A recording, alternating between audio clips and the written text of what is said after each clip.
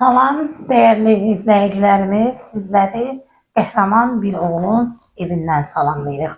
O oğul ki, vətən torpaqları uğrunda qəhrəmanlıqla sinəsini düşmənə sipər edərək qəhrəmanlıqla şəhidlik zirvəsinə uçaldı.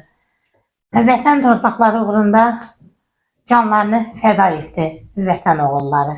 44 günlük vətən müharibəsində müzəffər və şəhadətli ordumuzun igid oğulları Ali Baş Komandanın ətrafında dəmir yumruq kimi birləşərək vətən torpaqlarının müdafiəsinə qalxdılar.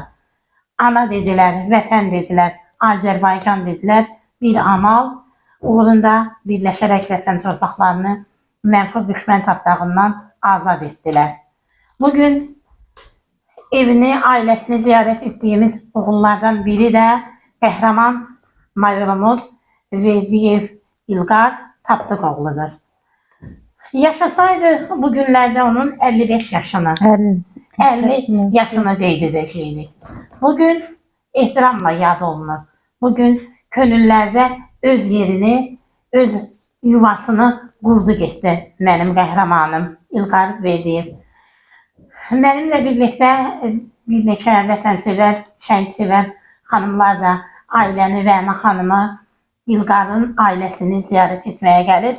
Amma ilk öncə istəyirəm ki, İlqarı dünyaya gətirən, o qəhrəman oğlu vətən eşqi ilə, torpaq sevgisi ilə, bayraq sevgisi ilə böyüdən ananı dinləyək. İstəyirəm ki, Rəna xanım bizə biraz İlqarlı günlərdən, İlqar haqqında keçirdikləri o xoş xatirələrdən izləyicilərimizlə bölüşsün. Buyurun Rəna xanım. Hər birinizi salamlayıram. Bu yolu tutmuşsunuz. Şəhidlərə həmişə hörmətlə, diqqətlə yanaşırsınız. Bunun üçün mən bir şəhid anası kimi hər birinizə minnətdarlığımı bildirirəm. Bəli, İlqarın uşaqlıq illəri mənim bugün də gözümün qabağındadır. İlqar kəndə gedəndə, biz onu yay tətilində aparanda, orada tapança düzəldi, avtomat taxtadan, nə bilim, müəyyən belə əşyalardan və özü kimi yoldaşlarını başına yığıb hərbi oyunlar təşkil edirdi. Elə bir an mən belə baxdım, nəsə elə bir hiss ürəyimdən keçdi ki, ilahi görəsən bu nəskərlik vaxtı, müharibə vaxtına mı düşəcəkdir? Nəsə bu hiss mənim ürəyimdən keçdi bir anlığına. Elə oldu ki, bu gəldi, oxudu, 8-ci sinfi qutarandan sonra dedi ki, mən gedirəm Naxçıvanski adına hərbi məktəbə. Atası razı idi. Apardı ki, ay ana, mən oxumaq istəmirəm, təhsilini davam etdirmək istəmirəm. Atası da soruşdu, mən də ki, bəs niyə? Dedi, Rus ordusu mənim xalqımı qırdı, mən necə orduda xidmət edə bilərəm? Oradan həmin məktəbi tərk elədi 1990-cı yanvar ayında. Geri döndü orta məktəbə, Nizami adına 129 sayılı orta məktəbə. Yaya kimi oxudu, yay tətilinə kimi. Təzədən təkrar bir də dedi ki, yox, mən gedirəm. Yəni, mən hərbiçi olmaq istəyirəm. Təkrar biz də atası apardı, yedi sənədlərini. O vaxtda da ora Naxçıvanski hərbi liseyin rəisi Bərşadlı müəllim idi, mərhum. Qəbul elədilər, davam elədi, oxudu. 10-cu sinif orada qutarandan sonra bunları Türkiyəyə göndərdilər hərbi təhsilini davam etmək üçün Ankara Hərbi Okuluna. Ora getdi, qəbul olundu. Oranı da 5 il səhv eləmirəmsə oxuyandan sonra bir ildə İzmirdə İngilis dili kursunu oxudu. Qayıtdı, öz torpağımıza, öz vətənimizə, öz ordusuna burada xidmət elədi. Bu qədər. Yəni, İlqar həqiqətən evladımdır demirəm. Onu tanıyanlar bilir, o necə vətən sevər, ürəyi təmiz, hər bir insana, uşaqdan tutmuş böyüyə qədər hər birinə necə ürək yandırırdı. O, inanırsınız, onu bir axırıncı Novruz bayramı şənliyi keçirib. Məncə, danışa bilmirəm hərbi hissədə, nədir də, amma Novruz bayramı pay göndərəcəksən də, hər il göndərirdim, dedim, hə, göndərəcəm. Bu, orada qonaqlı təşkil elədi əskərlərini, aprelin 1-də buraxılan əskərləri üçün. Orada bir tədbir keçirdi və orada hər bir əskərini təbrik elədi ki, bu xidməti başa vurur, evinizə dönürsünüz, sağ-salamat gedin ailənizə. Və orada onlar üçün gözəl bir şənlik keçirdi. Onlarla hər birinə rəqs elədi. Öyle bir video da var. Sanki özü elə bir öz ölümünü hiss edibmiş. Onun hamısını lent alıbdı. İndi çox var əşya lent aldıqları başqa kompüterdədir. Heç ona mən də baxa bilmirəm. Belə. Yəni İlqar öz əsgərini evladı qədər sevirdi. Mən o qədər belə təsirləndim ki, danışa da bilmirəm onun haqqında. Hayır, biz sizə çox təşəkkür edirik ki, İlqar kimi bir qəhrəman oğul böyütmüsünüz. Ana qucağından istəyib vətən torpağını seçdi. İlqar Verdiyev. Bugün yanımızda İlqarın qardaşı əyləşib. Mən indi istəyirəm ki, nə qədər çətin olsa da, amma qürurludur. Qardaş haqqında danışmaq. Həqiqətən də bir neçə gün öncə Nizami Kinoteatrında İlqar Verdiyev haqqında filmin təqdimatında da İlqarın qardaşı öz çıxışlarını etdi. Nə qədər çətin olsa da, amma çox şərəfli və qürurludur ki, İlqarın qardaşı olmaq. İndi sizi dinləyək, zəhmət olmasa. Çok sağ olun. İlk növbədə sizi salamlayıram. Və bugün bizə şəhid ailəsini çəkiyorsa.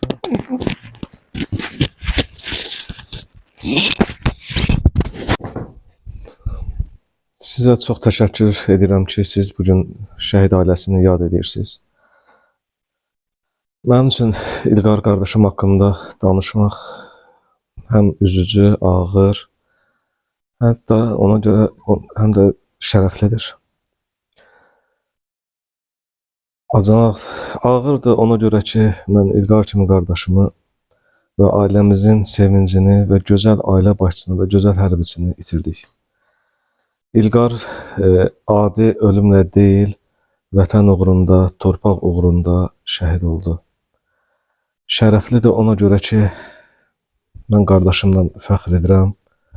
Bildiyiniz qədər İlqar 2012-ci ildə aprel döyüşlərindən qabaq şəhid olmuşdur və çox bir ağır əməliyyata daxil oldu. Bu birinci əməliyyat deyildi. Dəfələrlə o əməliyyata daxil olmuşdu və çıxmışdı oradan və axırıncı əməliyyat həqiqətən ağır olduğuna görə orada minaya düşdü. Və minaya düşəndən sonra bildiyiniz kimi onun birinci öz komandiri minaya düşmüşdür və İlqar bir arxada olduğuna görə İlqar dərhal bildiyi qədər görüb ki, minaya düşüb birinci komandiri və o əynindəki paltarını çıxardaraq, bilirsiniz ki, gecə əməliyyat çox gecə olmuşdur, saat 1-in yarısı radələrində və o komandirinin arxasınca sürünə-sürünə gedib onu ərazidən neytral zonadan çıxartmaq istəyərkən ikinci minaya düşmüşdür. Və onların birinin komandiri sağ ayağını, İlqar isə sol qolunu itirmişdir. Və onları əskərləri dərhal neytral zonadan götürərək təcili tibbi maşınına qoymuşlar ki, hərbi qoşula aparmaq üçün. Və o ilk növbədə birinci təcili maşında gözlərini açarkən və onun ilk sözü bu olmuşdur. Əskərlərimə nə oldu? O ilk növbədə əskərlərini soruşdu. Öz halini və görüb ki, qolunun biri yoxdur və o gülümsəyərək bu sözləri demişdi ki, mən avtoqəzada qolumu itirməmişəm. Mən torpaq uğrunda qolumu itirmişəm. Bu tür sözləri danışmaq mənim üçün ağırdır. Ona görə ki, İlqarla həmin gecə yarım saat qabaq mən telefon danışığı etmişdim. Sanki ürəyimə dammışdı və ona zəng vurdum, onun telefona zəng çatmadı. Üstündən yarım saatdan sonra İlqar mənə geri zəng vurdu. Dedi, qardaş, ağır əməliyyata daxil oluruq, danışa bilmirəm və sonra danışarıq. Qoymadı ki, mənə ikinci kəlməmi deməyə. Və o minaya düşəndən sonra onun cib telefonunu mənə təqdim elədilər və mən cib telefonuna baxdım, saat hesabına baxdım ki, mənlə danışandan sonra yarım saatdan sonra o minaya düşmüşdü. Mən Allahdan bütün şəhidlərimizə rəhmət edirəm. Bildiyiniz qədər şəhidlər Allah dərgahında seçilmişlərdəndir və bütün şəhidlər bizim qardaşımızdır. Onların ruhu şad olsun, məkanları cənnət olsun. Təşəkkür edirəm sizə hər şeyə görə. Biz sizə Teşekkür edirik. Və bugün bizimlə birlikdə değerli vətənpərvər xanımlarımız da var. Değerli Zəfər TV izləyicilərimiz, bugün bizimlə bir vətənpərvər xanım da ailəni ziyarətə gəlib. Həqiqətən də şəhidlərin aşiqidir. Mən ona elə müraciət edirəm. Şəhidlərin aşiqi Hacı xanım. İstəyirəm ki, sizə hər zaman şəhid ailələrinin, az səmmatlı ailələrin yanında olursunuz. Öz ürək sözlərinizi Rəna xanıma çatdırasınız. Mən də öncəliklə sizə təşəkkür edirəm Raziyə xanım. Minnətdaram ki, siz də Leyla xanım da 5 illik şəhid analarının yanında olursunuz və 5 ildən öncə də 92-ci illərin şəhidlərinin yanında olursunuz. Elə biz özümüz də biz qürur duyuruq şəhidlərimizlə həqiqətən. Fəxr edirik. Allah hər birinizdən razı olsun. Sizə təşəkkür edirəm bu çəkilişə görə, bu ailəyə məni dəvət etdiyiniz üçün və şəhidimiz Mayor İlqarın ailəsinə tanış olduğuma görə mən də özüm bir şanslı bəndələrdən qərar verdim ki, yəni yaxşı, mən belə bir ailəni tanıdım. Buna görə sizlərə təşəkkür edirəm, minnətdaram. Və şəhidlər haqqında o qədər söz demək olar. Necə ki, bizim Allaha dualarımız, istəklərimiz bitmir, tükənmir. Şəhidlərimiz haqqında da sözlərimiz bitib tükənməli deyil və hər bir zaman deyirəm ki, biz əgər namazı təkrar ediriksə də şəhidlərimiz haqqında danışan sözləri təkrar edəndə kimsə bezməsin. Çünki nə qədər şəhidlər haqqında təkrar danışsaq, bu Allah dərgahında daha da xoşdur və şəhidlərimizin daim üzləri təbəssümlə gülür. Allah bütün şəhidlərin məqamını ceyləsin. Ana, Allah sizə uzun ömür, can sağlığı versin. Bu cür oğul dünyaya gətirib, vətənpərvər oğul yetişdirdiyiniz üçün mən sizə minnətdaram. Çox sağ olun. Allah şəhidimizin məqamını ceyləsin. Yerləri zaten cənnətdir. Allah Taala şəhid övladları, şəhidlər dünyaya gələndə, mən sizin övladınız üçün deyirəm, şəhid övladlar ana bətnində olanda 3 ayından sonra onlar şəhid olduqlarını Allah Taala bilir ki, onlar seçilmiş bəndələrdəndir. Allah bütün şəhidlərin məqamını ceyləsin. Yerləri cənnətdir, cənnətləri daim olsun. Mən hər bir zaman deyirəm şəhid analarına ki, şəhidlər ölmür. Şəhidlərimiz ölümü öldürüb əbədi yaşayırlar. Onlar ölümsüzlüyə qovuşublar. Onlar Azərbaycanı bütöv edən qəhrəman igid oğullardır. Düzdür, hərbinin görünməz, bilinməz o qədər dərin sirləri var ki, o sirlərin içində yaşayan qəhrəman oğullardan biri də elə sizin oğlunuz Mayor İlqar qardaşımızdır. Allah onun yerini daimi uca edib cənnətdə, ən uca məqamdadır şəhidlərimiz. Yerləri cənnətdir, cənnətləri daim olsun. Allah sizlərə səbir versin və siz əmin olun ki, 2012-ci ildə şəhid olmuş mayorumuz İlqarın qisasını 44 günlük müharibədə şəhidlərimiz aldı. Allah hamısının məqamını ceyləsin. Yerləri cənnətdir. Cənnətləri təkrar deyirəm, daim olsun. Allah şəhidləri bizlərə şəfaətçi qərar versin. Söz acizdir. Bilmirəm necə, hardan, necə danışım, necə başlayayım. Ancaq həqiqətən qürur duyulacaq bir addır şəhid adı. Hərbi xidmətdə olan bütün zabit əskərlərimizi Allah qorusun. Dindən sonra da müharibə olmasın. Bütün heç bir ana göz yaşı axıtmasın. Heç bir övlad ata həsrəti ilə yaşamasın. Allah sizləri var eləsin və Raziyə xanıma da minnətdaram ki, bax belə şəhidlərimizi axtarır, tapır, onları üzə çıxardır və məsələ mən tanımırdım. Məni tanış etdiyi üçün şəhidimizlə minnətdaram Raziyə xanım və Raziyə xanımın yayımlarında da bunları görəcəklər və neçə insanlar təşəkkür edəcək ki, bu cür qəhrəman, igid oğlumuzu biz tanımırdıq, tanıdıq. Mən də bir şəhid aşiqi kimi, şəhid sevər kimi istədim şəhidlərimizin ən gözəl arzusuydu ki, Şuşanı, Laçını, Xankəndini, Xocavəndi, Xocalını, Ağdamı, Füzulinin alınmayan torpaqlarını alsınlar və oranın xarı bülbülünü gedib öz gözləri ilə görsünlər. Mən də xarı bülbülün simvolu olan xarı bülbül kəlağayını sizə məndən bir kiçicik də olsa yadigar kimi vermək istəyirəm. Allah sizi var eləsin, şəhidimin məqamı uca olsun. Allah sizlərə səbir versin daim. Çox sağ olun. Az da olsa, kiçik də olsa, Allah gözəl məqamı gəlib şəhid ailələrini çox sağ olun, minnətdaram sizə. O bizə bir ruh verir. Bəli. Allah razı olsun sizdən. Təşəkkür edirəm sizə. Təşəkkür edirik Kifayət xanım sizə. Özü qürbət ildə yaşasa da ürəyi daima Azərbaycan eşqi ilə döyünür. Leyla xanımın, Leyla xanım Əhmədova da hər zaman çalışır ki, şəhid ailələrinin yanında olsun, özünün mənəvi diqqətini onlardan ayırmasın. Leyla xanım, buyurun. Çox sağ ol Rəziyə xanım. Mən də hər birinizi salamlayıram. Bizim borcumuzdur şəhid ailələrində olmaq, onu özümüzə borc bilirik. Qürbət ildə yaşasaq da bizim şəhidləri unutmağa haqqımız yoxdur. Biz həmişə onları tanıyırıq, tanıdırırıq, bacardığımız qədər gənclərə, körpələrə. Şəhidlər bizim başımızın tacıdır. Elə də qazilərimiz də bizim canlı şəhidlərimiz demək olar. Mən onları o qədər sevirəm. Bayaq dediyim kimi şəhidlərin aşıqı Hacı xanım, elə də bizi valla bu evdə mən ikinci kərə olmuşam. Mən o da tədbirdə, bu yaxında tədbirdə olanda da baxdım. Çox o qədər yaxın gəldim, o qədər belə isti gəldi, dedim mən bu şəhidi harasa görmüşəm, tanıyıram. Bu qapıya bir gün gələndə gördüm ki, mən bu evdə ikinci kərə olmuşam. Allah onların ruhunu şad eləsin, məkanları cənnət, zaten cənnətdir. Anaların əllərindən öpürəm. Ana, siz yaşamalısınız ki, şəhidimizi yaşatmalısınız. Nə qədər analar yaşayır, şəhidlərimiz o qədər yaşayır. Biz də çalışdığımız qədər hər şəhid ailəsində olub, onu sizin ağrınızı ala bilmərik. Sadəcə sizə təsəlli veririk. Yanınızın mənəvi yanınızda oluruq. Az da olsa biraz ürəyimizə soyuqluq veririk. Onlar hər birimizin şəhidimizdir. Onların sayəsində hər birimizin alnımız açıqdır, başımız tikdir, sözümüzü deyə bilirik. 44 günlük müharibədə də olan şəhidlərimiz hamısı qisasını aldılar.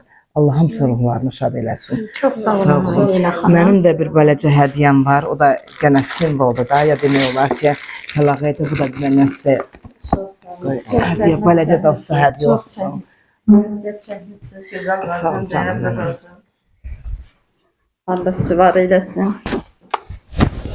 Sizin gəlişiniz mənim üçün ən böyük təsəllidir, ən böyük hədiyyədir ki, nə yaxşı sizlər gəlmişsiniz. Borcumuzdur. Və mənim yadımdan çıxdı məqamı danışmaq. May ayının 28-i bir qanaqlısı bir evizə gəldi. Mən də həyatı tam istəyirdim. Bir söhbət elədi. Əvvəlki kimi bunda şən əhvalı yox idi. Həmişə şəndi, deyən, gülən idi. Belə ağacın altını təmizləyəndə dedim ona, sən bir söz eləsin. Mən diş belə qalxdım ayaq üstə. Dedim, nə deyirsən? Belə baxdı. Dedim, amma heç. Bir dəfə bu heç sözünü mənə dedi. Bu günə kimi yenə bilmirəm ki, o heçlərin arxasında dayanırdı. Elə son gəlişi oldu. Qardaşı onu yola salanda, yolda davazadan çıxanda qardaşına deyir sözlərin hamısı. Bu da mənə, qardaş da mənə heç nə deməyibdi. Kim elqar bu sözləri deyir. Nə bilim, bütün şəhərlərimizin ruhu şad olsun. Bu 44 günlük müharibədə ki, biz qələbə qazandıq. Bütün şəhidlərimizin 90-cı ildən bu yana, daha doğrusu deyək də 90-cı ildən bu yana olan vətənimizin bütövlüyü uğrunda canlarını fəda verən hər bir vətəndaşımız, hər bir əskərimiz, balaca aşağı rütbədən tutmuş yuxarı rütbəyə qədər bizim çox şəhidlər vermişik. Onların ruhları şaddır. Onlar şaddır ki, Azərbaycanın bütövlüyü qorundu. Azərbaycanın bu Qarabağ müharibəsində Leyla xanım da bilir, Ayşə xanım da bilir, Arzu xanım da bilir. Mənim yadımdadır ki, Ağa Məhəmməd Şah Qacar 1883-cü ildə Qarabağa hücum eləmişdi, almaq üçün. Həmin gecə onun nökəri onu öldürmüşdü. Səhəri orada paramparça olub dağılmışdı. Yəni onlar Qarabağı ala bilmədilər. Yəni Qarabağ, adı kimi Qarabağ. Elə adından gözə Qarabağ. O vaxtdan həmişə yad elli düşmənlərin, nə bilim, göz tikdiyi bir gözəl məkandır, diyardır. Onlar həmişə çalışıblar ki, bizim gözəl Qarabağımızı əlimizdən alsın. Ondan sonra məlumdur ki, 1918-ci il hadisələri, sonraki hadisələr ta bugünkü bizim Azərbaycanın gözəl Qarabağımızı zəbt edən yaxın qonşumuz. Həmişə qardaş deyildi onlara, Sovetlər Birliyində biz onlara. Ən yaxın qonşu. Ən böyük düşmənimiz olub. Bəli, biz onu bilməmişik. Onlar biz onu dost kimi qəbul eləmişik xalqı. Amma onlar əksinə. Hətta onu da bir şey deyəm ki, bir Sakarya biz İlqar Anadolu'da biz kirayaşın yaşayırdıq. Serebrosk qəsəbəsində. Erməni bir evində qalırdı. O vaxt orada hər yer ermənilərlə tutulmuşdu. Hətta inanırsınız ki, o evdə, o evin yiyəsi Jora adında kişi idi. İlqarı qucağına alırdı, onu saxlayırdı. Onu necə əzizləyirdi. Mənim üçün onda belə fikrimdən, nə bilim, beynimdən fikirləşib keçirə bilməzdim ki, vaxt gələcək ki, bunların xalqı bizə hücum edəcək. Və mənim bu oğlum da gedib o torpağımızın azadlığı uğrunda onların gülləsinə tuş gələcək, onların bastığı minaya tuş gələcəkdir. Allah'ın bu günə çox şükür ki, bizim ordumuz, xalqımız, başta prezidentimiz olmaqla biz bu müharibədə qələbə çaldıq, dünyaya səs çaldıq. İndi hamı, bütün dünya xalqları, dünya ölkələri bizi qəhrəman xalq kimi, vətənsevər xalq kimi qəbul edirlər, sevirlər. Şəhidlərimizin ruhu biri daha şad olsun. Rəna xanım, mən sizə təşəkkür edirəm. Bir qısa nüansa da toxunmaq istəyirəm ki, Hacı xanım təqdim etdi Xarı Bülbül Kəlağayını, bu simvolu. 90-cı ildə 20 yanvarda Qərənfilin gözündən qanlı yaş axdı. O yaşı 44 günlük müharibədə Xarı Bülbülün gülümsəyən gözlərinə baxdı vətən oğulları. Vətən oğulları canlarını fəda edərək Xarı Bülbülün üzünün gülümsəməsinə çalışdılar. Ən azından onu mən qeyd etmək istəyirəm ki, həqiqətən də qanlı göz yaşımızı 44 günlük haqq savaşında. Bax, İlqar kimi oğullarımızın qisasını bizim qəhrəman oğullarımız antiterror tədbirləri zamanı qisas əməliyyatında fərq etməz. Bütün döyüşlərdə o oğullarımızın qisasları alındı. Eləcə də sizin təqdim etdiyiniz Kəlağayı bizim nənə babalarımızdan, dədə babalarımızdan abır, ismət rəmzi olub, qeyrət, namus rəmzi olub. Mən sizin xanımları hər ikinizə təşəkkür edirəm və bir sözü də qeyd etmək istəyirəm ki, Rəna ilə tədbirlərdə ola bilər biz rastlaşmışdıq, amma heç vaxt səmimi münasibətimiz olmayıb. Mənə səs atıb İlqarın film təqdimatına dəvət edəndə sevə-sevə gəldim və o təqdimatdan çıxanda könlümdən keçənləri qələmə aldım. Çağlayırdı arzular, ürəyində, canında, vətən eşqi coşurdu, damarında, qanında. Duyğusu alovlanıb vətən sevgisi ilə, o dik baxdı ölümün gözünə gülə-gülə. Düşmənlərdən öc aldı, görünməz tarix yazdı, şəhidliyə ucaldı İlqar kimi oğullar. Həqiqətən də İlqar kimi oğullarımız vətən eşqi ilə düşmənləri məhv edərək torpaqlarımızın azadlığına qovuşdular. Torpaqlarımızı azadlığa qovuşdurdular.